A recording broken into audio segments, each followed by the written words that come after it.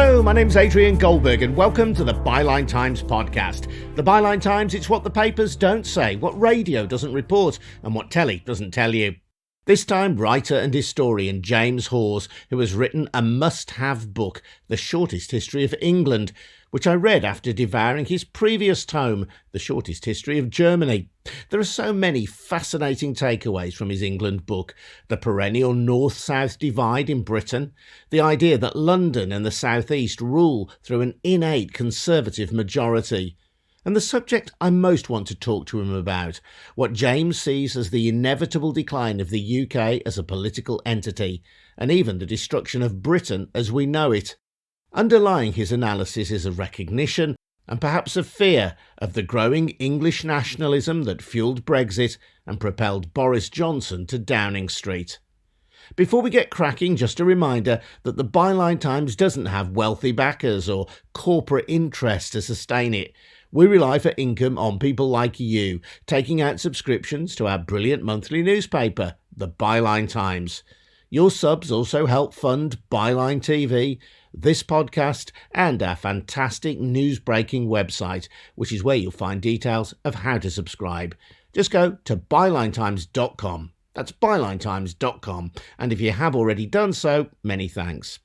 Now, James Hawes on the breakup of Britain and what he regards as the unavoidable demise of the United Kingdom.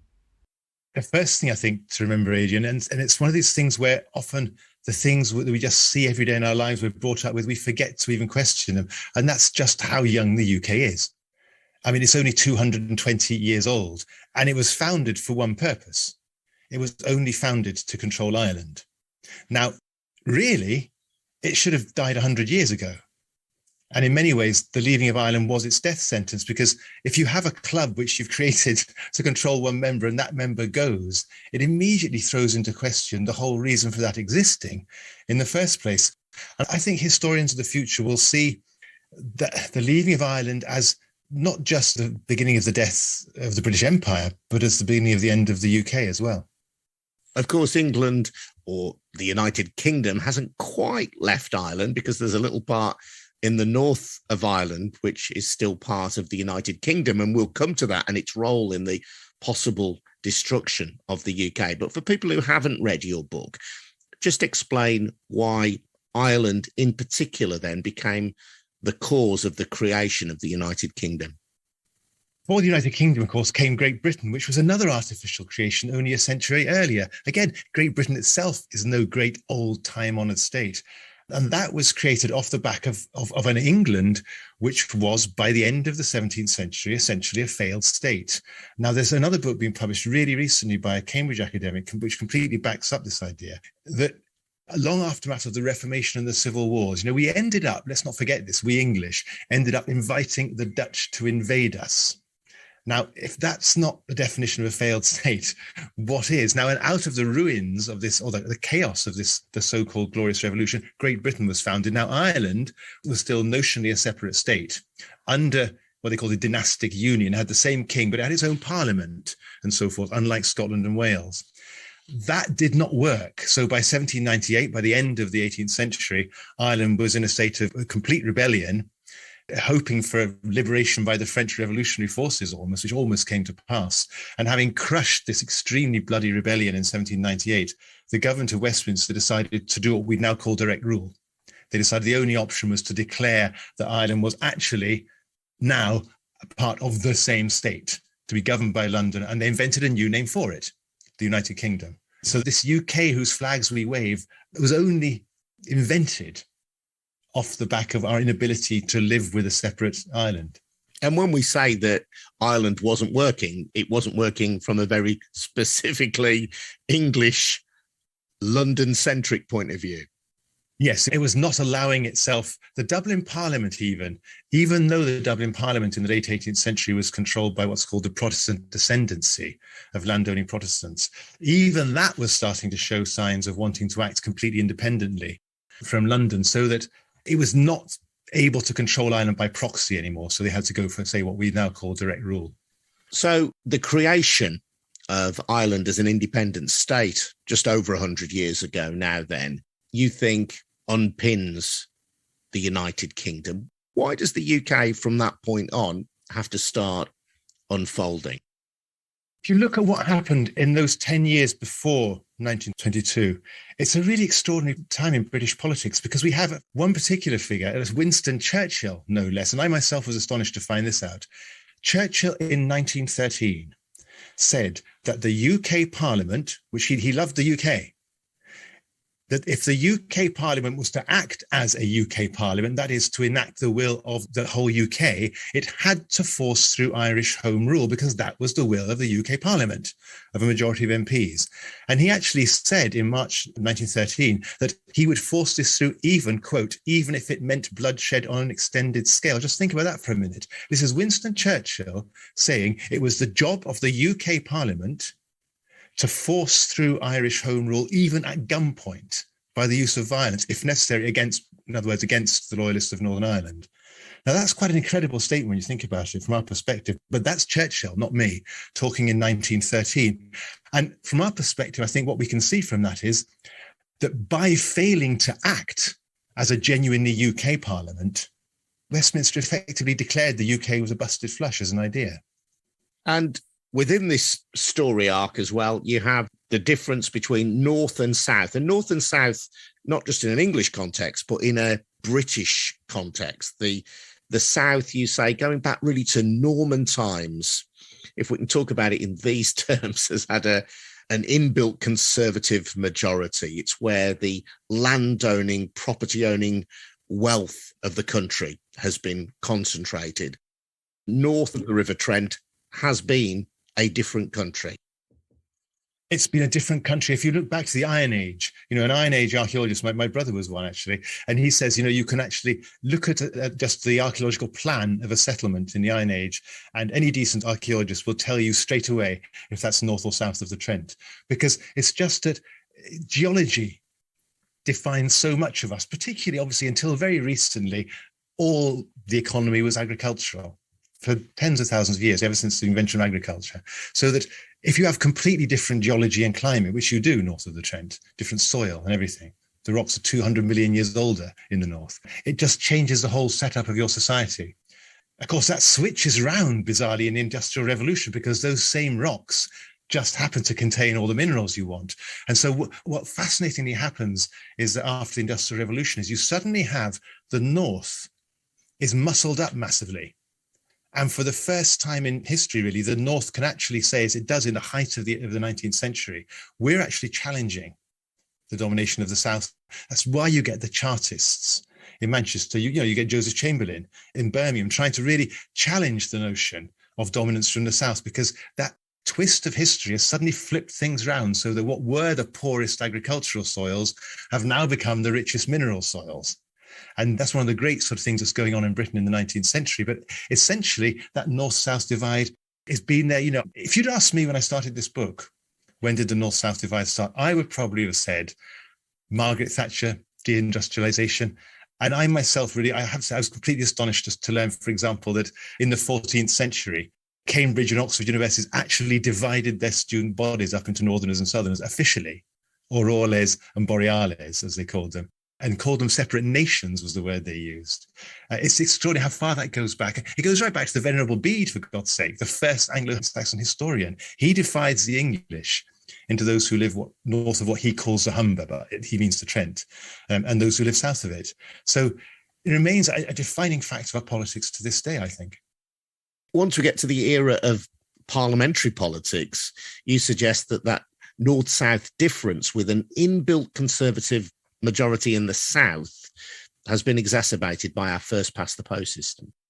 Yeah, absolutely. I mean, one of the most astonishing things to look at is a map of which parties are ruling England now, and not talking the UK, before and after the Third Reform Act of 1884. Now, before that, like in most of history, who runs the country has been decided by a very small number of elite voters. After 1884, most males over 21 have the vote. And so we have mass democracy for the first time. And straight away, the first election after that, 1885, you see that England basically starts to vote on tribal grounds. And suddenly, the south of England, the southern quadrant of Britain, whatever you want to call it, becomes this tribal fortress, which we call the Tory party. It's not really about politics, it's about tribes. And that has remained the case ever since the Third Reform Act. You've had this almost unassailable tribal fortress of a thing which calls itself the Tory party, ranged up against the Northern English in league with the Celts, just like in the actual Civil War in the 17th century, which was called first the Liberal Party, then it was called the Labour Party, but really I call it the League of Outer Britain, because it's ain't nothing to do with politics, really. At the bottom line, it's all valence voting, it's all tribes. Although you could argue that the tribal voting that you described reflects perhaps a difference in values in the communities of the North relative to the communities of the South and the Southeast. Yeah, and you can certainly say, I mean, what tribes don't arise automatically, absolutely. I mean, as you say, the south of England has been the richest part of England since before records began, since before Julius Caesar landed.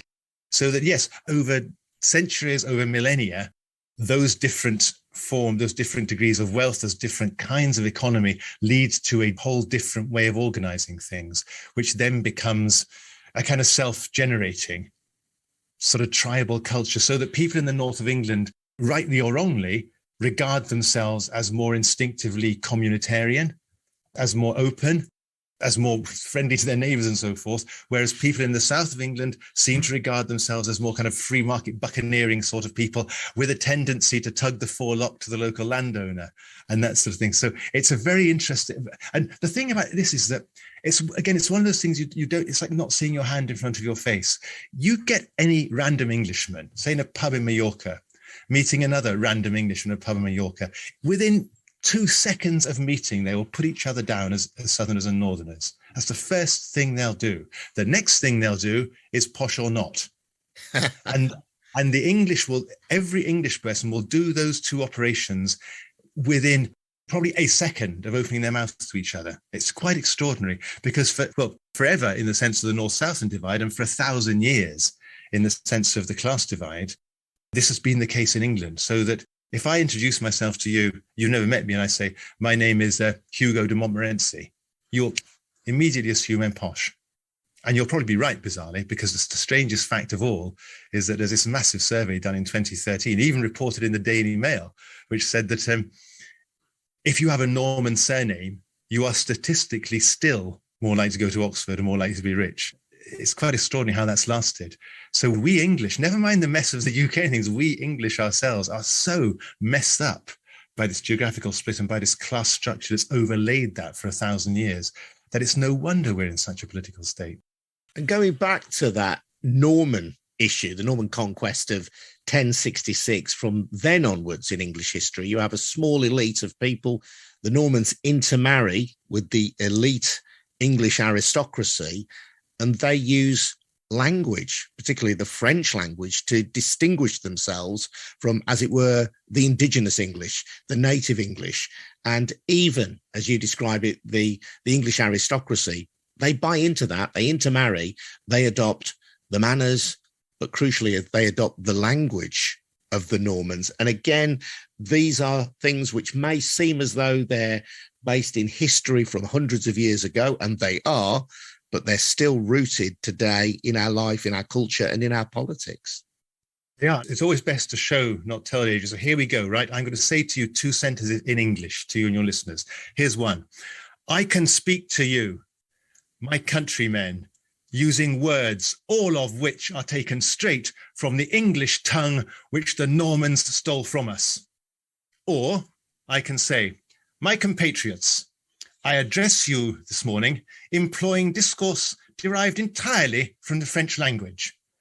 That's both English, but they both have totally different roots. And if I open my mouth in one or two of those registers, you as an Englishman know exactly to which lot I belong, instinctively now 1,000 years after the conquest.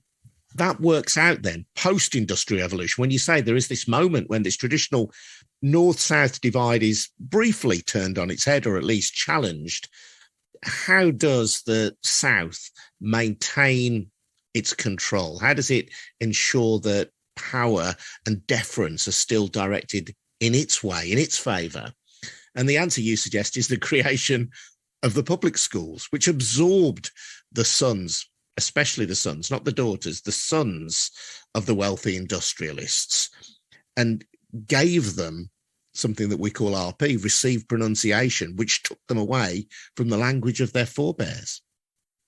Exactly that. It's often people in the 19th century, you find this with things like Robert Peel and the Irish independence things. People spoke very openly in those days among the elite. And the man who founded the whole modern public school system that we know from all those, 20s kids book and things, actually said quite openly in this big sort of Peel article he wrote in 1851, we've got to stop the North being different. It's hard. He said it's odious what we see up there. We must have a new system of public schools to turn them essentially into Anglican Southern English gentlemen. And that whole thing that then for the next 100 years becomes this sort of thing, which again we accept as normal, the English public school type, is completely invented in the second half of the 19th century with that purpose of keeping together the elite of England in the face of this north-south split. And it works perfectly because RP, which is first called public school pronunciation, then received pronunciation, then it's adopted by the BBC vitally in 1921. It just steamrollers all regional dialects among the elite. Really, until 20 years ago, you cannot appear on the BBC and things unless you speak RP. It just can't happen. So that among those who run the country, they share this accent, which they will recognize whether they're in Cardiff or Ceylon or Australia, or wherever they are across the empire. They'll all speak the same way. And it's a deliberate creation again.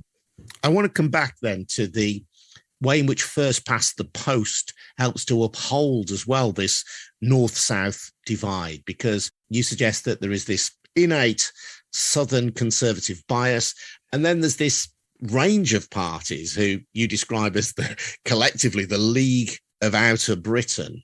And if we had a different kind of voting system, the League of Outer Britain at times may well have been able to outvote Southern England. But because of Firstpastthepost, Southern England continues to rule the roost. The whole point of Firstpastthepost is to deliver a winner, even if it's only a 51 versus 49, like in a referendum. And that obviously will exacerbate if there's a small but definite regional bias towards a certain class or a certain way of thinking, then obviously that will be massively exacerbated so that it only takes a few 100,000 votes to swing 50 seats or whatever it's going to be. The trouble is that then becomes a self-supporting devil's circle, if you want, because once you've established that you have this kind of regional control, essentially, over different parties, and it works for Labour as well, by the way, this, when you're in power, you keep on feeding preference investment for your part. Wilson did this in the Labour in the 60s, of course, or the Tories have done it whenever they're in power. It creates a self-supporting cycle, which makes those distinctions bigger and bigger. And the vital time we see that is in the 1950s. And how damaging that is, because we entered the 1950s in not a bad state, actually, because Attlee's drive for export had been very successful. We were getting back on our feet. Attlee okayed the atom bomb and the hydrogen bomb and so forth. We were still at a minor world power. But if you look at the electoral maps of the 50s, we are just locked completely. You have the north of England backed by the industrial Scots and Welsh versus the south of England, which is just winning every time.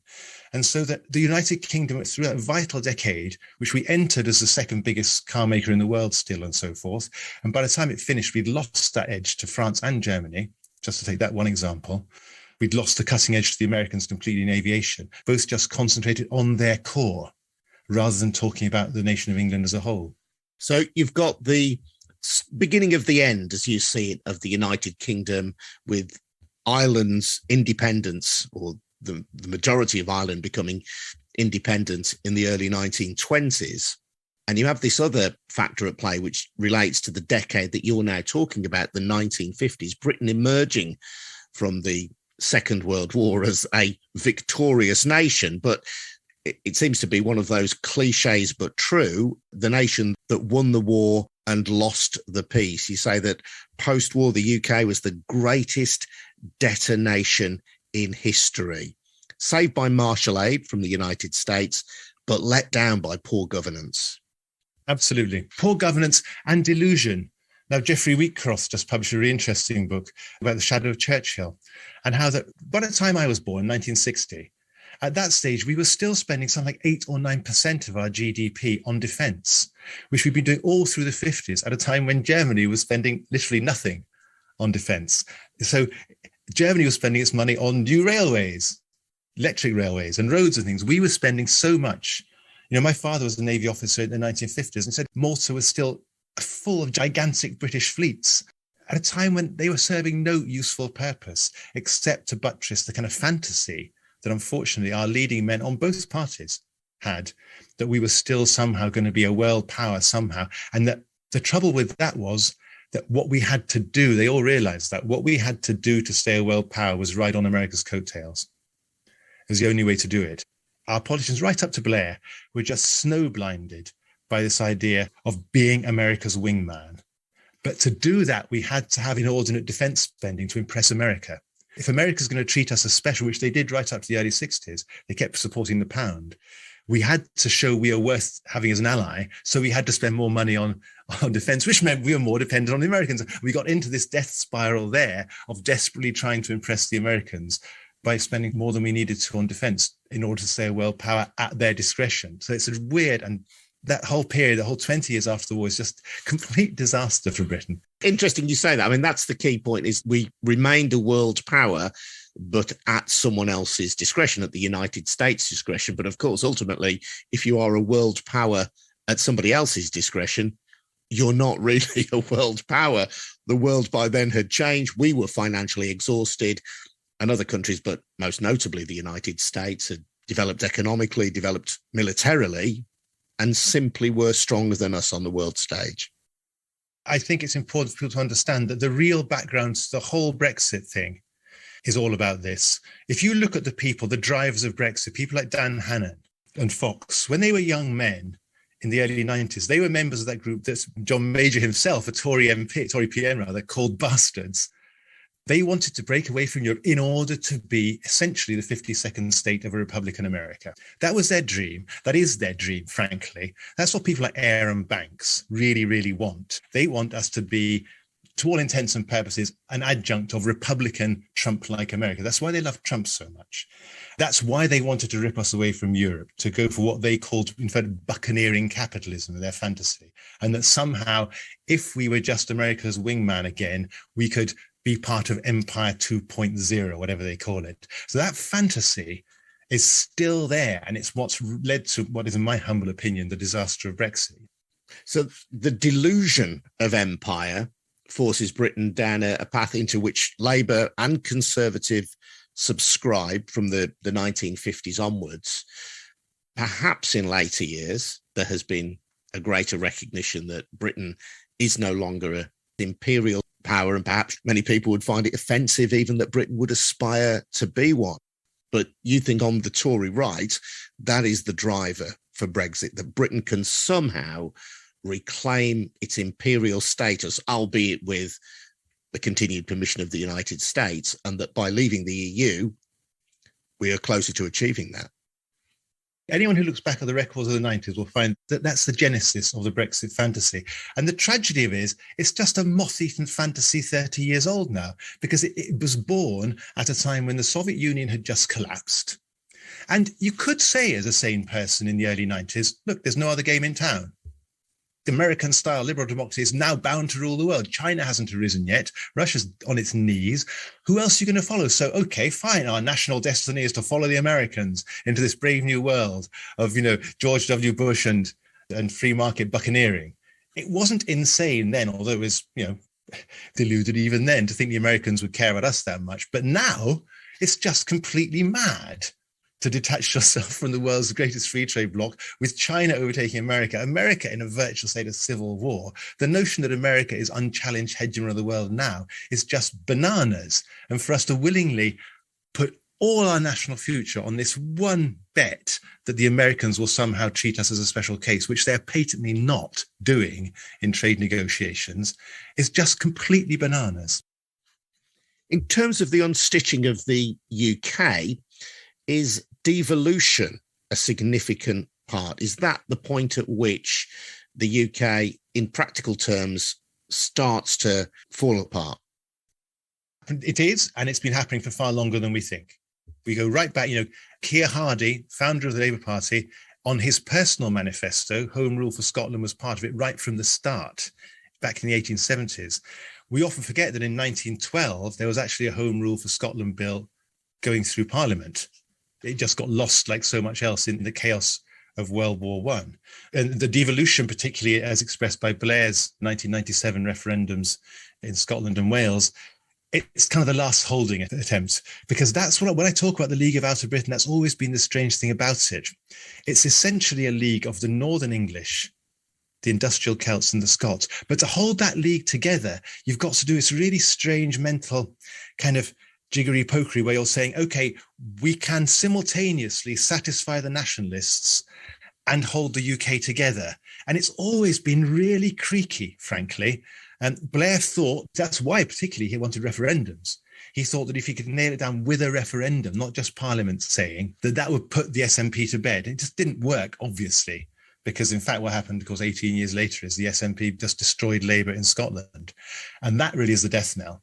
The League of Outer Britain then starts to fall apart, doesn't it? Because once you have a strong nationalist party in Scotland, perhaps the growth of nationalism in Wales as well over time, then Labour's support as a national party of the United Kingdom disappears, doesn't it? It's like Labour, once this thing starts to change, once this dynamic is in play, Labour, in a sense, has been the architect of its own downfall.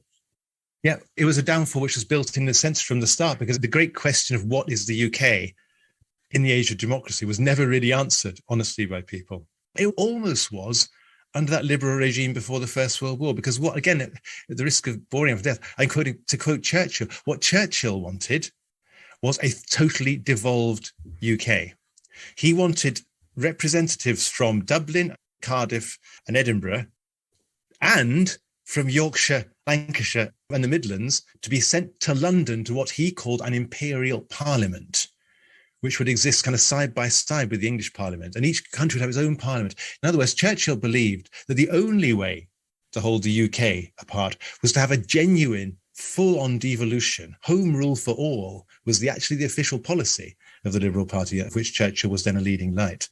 And it means, if you try to transpose it to now, it means, although it'd be much more difficult for any league now, Ireland's already gone its own way, a genuinely free alliance, a progressive alliance, whatever you want to call it, so that's what some people are calling it now, of anti-Tory forces from the north of England, from Scotland and Wales, but not within the UK, saying, no, this is a genuinely free league. We believe that in some way, and I believe this actually, that we on this island, and even on these islands, in some way we are linked by history and culture, language and so forth, that if there's a genuinely free alliance between genuinely sovereign peoples, the British Isles, the Anglo-Celtic archipelago, whatever you want to call it, could actually work as a kind of zone. It could have done in 1912. In 1912, every Irish historian agrees with this, the Irish would have been happy with kind of Devo Max. They did not want to break away from us in a violent revolution in 1912. We could have had a British Isles hanging together, but we failed because we failed to act as, it was still too dominated by the English. The Parliament in Westminster would not, in the last analysis, act genuinely as a UK Parliament. You see, what happens in British politics is this: whenever that South of England bloc finds itself outvoted by the outer UK, it turns really radically violent straight away. In 1912 to 13, the Tories were openly backing violent secession of the north of Ireland, for example, quite openly. The degree of hatred to Harold Wilson, for example, in the 70s was extremely violent.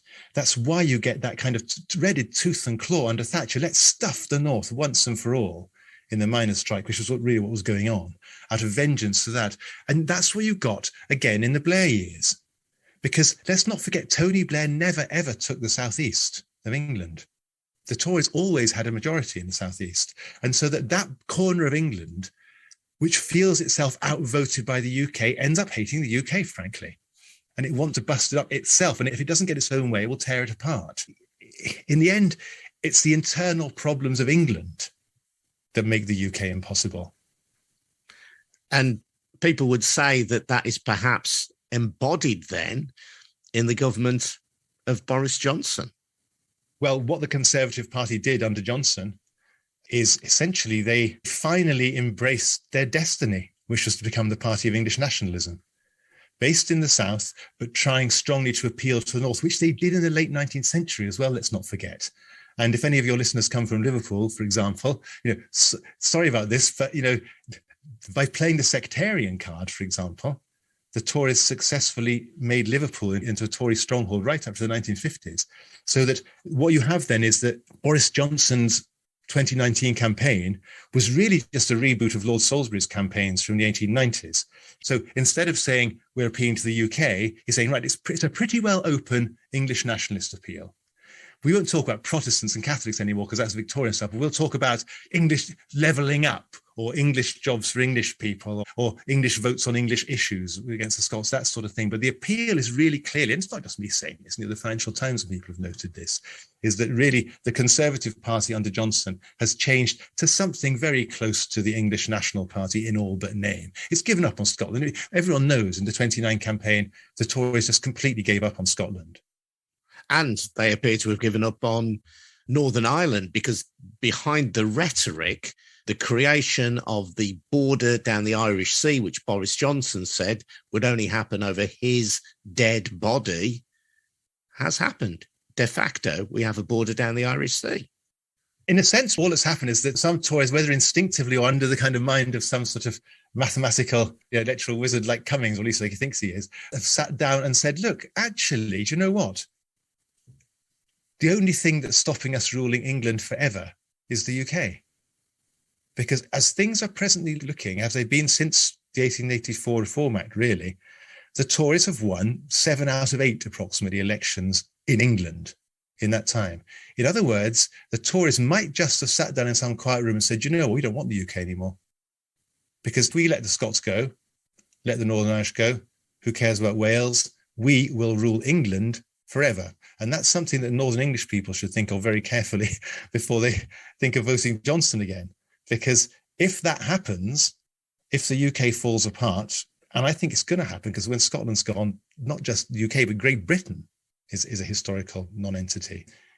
England on its own, if you took a map of England and sawed off the bits of Scotland and Wales, look at that like a jigsaw puzzle on its own, that country will almost always be governed by the Tories. Unless you can have a leader of the Labour Party, or whatever you want to call it, who can somehow appeal to people in the key battleground areas of England, which essentially means the West Midlands and the Northern Home Counties. That's all that counts in England. They're the only swing areas, really. So that means you've got to have a Labour Party which is somehow capable of making inroads into the Tory heartlands. And that's really only been Attlee and Blair who have ever done that. Wilson didn't really do it to any extent. So it's an almost impossible task. So the Northern English should really be thinking very carefully about trying to construct a kind of multinational alliance, and a really of free peoples.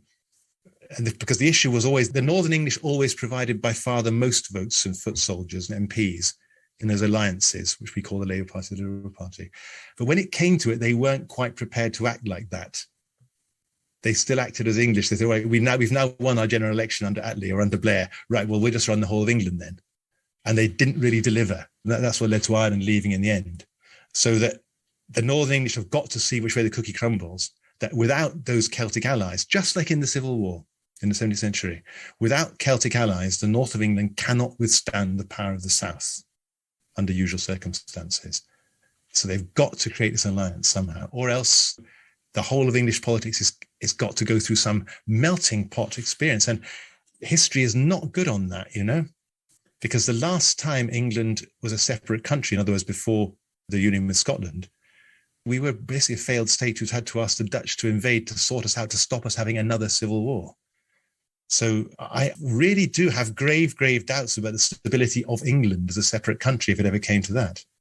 But that, at the moment, is the reality that you think is likeliest based on the big arc of history covered in your book? Absolutely. I think the breakup of the UK is inevitable, has in fact been inevitable since 1921. Scotland, I believe, will go quite soon.